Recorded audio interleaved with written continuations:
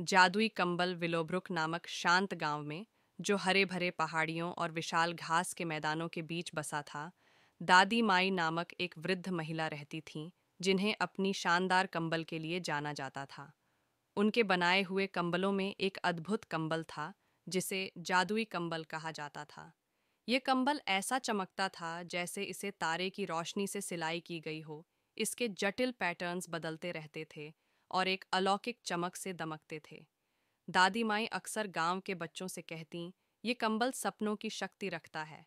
लेकिन उन्होंने इसे एक सीडर चेस्ट में बंद कर रखा था और बच्चों को चेतावनी दी थी कि कभी इसे छुएं नहीं। लियो, एक जिज्ञासु और साहसी लड़का, पड़ोस में रहता था। वह हमेशा दादी माई की कहानियों से मोहित रहता था, खासकर जादुई कंबल के बारे में। एक ठंडी सर्दी की शाम, जब दादी माई लकड़ियां इकट्ठा करने बाहर गईं, लियो की जिज्ञासा ने उसे हावी कर लिया। उसने चुपके से दादी माई के घर में घुसकर चेस्ट खोल दिया। जैसे ही चेस्ट का ढक्कन उठाया, कमरे में एक गर्म, सुनहरी रोशनी फैल गई और कंबल जैसे जीवन से भर गया। लियो खुद को इस मुलायम कपड़े में लपेटने से रोक नहीं सका। जैसे ही कंबल उसके कंधों से छुआ, कमरे का वातावरण घूमने लगा। जब उसने अपनी आंखें खोलीं, तो वह खुद को एक अद्भुत नए संसार में पाया। ऊपर का आकाश गहरे बैंगनी रंग का था और उड़ते हुए द्वीप हवा में धीरे धीरे तैर रहे थे। कैंडी रंग के झरने चमचमाती नदियों में गिर रहे थे और ऊंचे पेड़ जिनकी पत्तियां चमक रही थीं, हवा को राज बता रहे थे। यह था विम्सी का राज्य, जहां केवल कल्पना की दुनिया बसी थी। स्वागत है, यात्री, एक छोटे पंख वाले प्राणी ने चहचहाते हुए कहा, जो एक पक्षी और खरगोश का मिश्रण लगता था। मैं हूं पिपिन, आपका मार्गदर्शक। लियो हैरान होकर चारों ओर देखने लगा। क्या यह असली है? उसने अपने पैरों के नीचे मुलायम घास को छूते हुए पूछा। पिपिन हंसा। ये इतना असली है, लेकिन सावधान रहो, यहाँ सब कुछ उतना दोस्ताना नहीं है जितना लगता है। लियो पिपिन के साथ जादुई भूमि में यात्रा करता है, जहां उसने अपनी सबसे अविश्वसनीय कल्पनाओं से भी बढ़कर अद्भुत चीज़ें देखीं।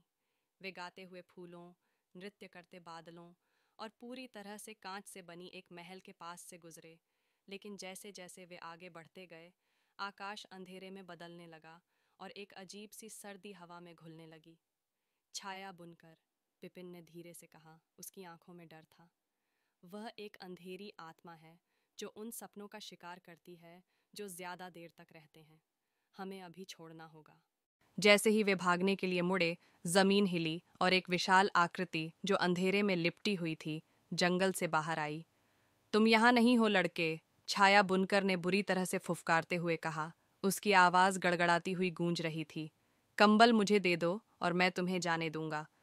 लियो का दिल तेजी से धड़कने लगा, लेकिन उसने डटे रहते हुए कहा, यह कंबल दादी माई का है और मैं इसे तुम्हें नहीं दूंगा। छाया बुनकर की हंसी ठंडी और निर्दयी थी। तो परिणाम भुगतो। उसने अपने हाथ उठाए और जमीन से काले लतें निकल आईं, जो लियो की ओर बढ़ने लगीं। कंबल का इस्तेमाल करो, पिपिन ने चिल्लाया। इसमें जादू है। लियो ने हताश होकर कंबल को खोला और उसकी चमक तेज हो गई। हवा में रोशनी फैल गई। कंबल में चमकते हुए तारे घूमने लगे और एक अद्भुत वर्टेक्स बना। रोशनी ने अंधेरे को काट दिया और छाया बुनकर ने गुस्से में दहाड़ते हुए वह वर्टेक्स में खींच लिया गया और रोशनी के एक धमाके में गायब हो गया। विम्सी का राज्य फिर से उज्जवल हो गया। आकाश फिर से अपने रंगों में चमकने लगे। पिपिन ने राहत की सांस ली। तुम जितना दिखते हो, उससे कहीं ज्यादा बहादुर हो, उसने मुस्कुराते हुए कहा। लियो कुछ कहने से पहले ही कंबल फिर से चमकने लगा। अब तुम्हारा घर लौटने का समय है, पिपिन ने कहा। याद रखना, कंबल का जादू तुम्हारे दिल की बहादुरी से आता है। एक पल में लियो वापस दादी माई के घर में था। कंबल उसके गोद में ठीक से रखा हुआ था। दरवाजा क्रीक्ड और दादी माई अंदर आईं। उनकी आंखों में समझ के साथ चमक थी। तो उसने मुस्कुराते हुए कहा, तुमने कंबल के जादू को खोज लिया। लियो ने सिर हिलाया, अब भी आश्चर्यचकित। यह अविश्वसनीय है, लेकिन मैंने कुछ सीखा भी। सपने जादुई होते हैं, लेकिन इसके लिए साहस भी चाहिए। दादी माई की मुस्कान और चौड़ी हो गई। और यही है मेरे प्यारे लड़के, जादुई कंबल की असली शक्ति। उस दिन के बाद लियो ने दादी माई के कंबलों को पहले से कहीं अधिक संजो कर रखा, ये जानते हुए कि वे न केवल सुंदरता बल्कि साहस, कल्पना और आश्चर्य की शक्ति भी रखते हैं।